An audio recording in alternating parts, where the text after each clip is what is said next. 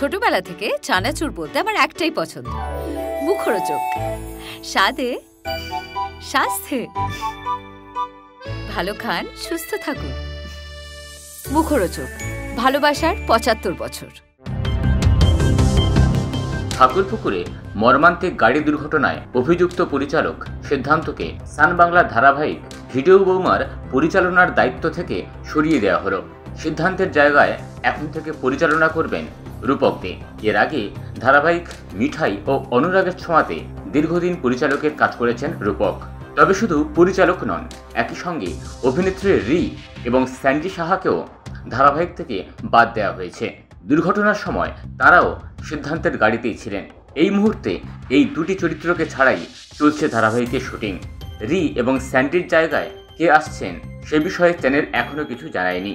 ঠাকুরপুকুরের ভয়াবহ দুর্ঘটনা সামনে আসতেই সোশ্যাল মিডিয়ায় সোচ্চার হয়েছেন অভিনেতা অভিনেত্রীরা।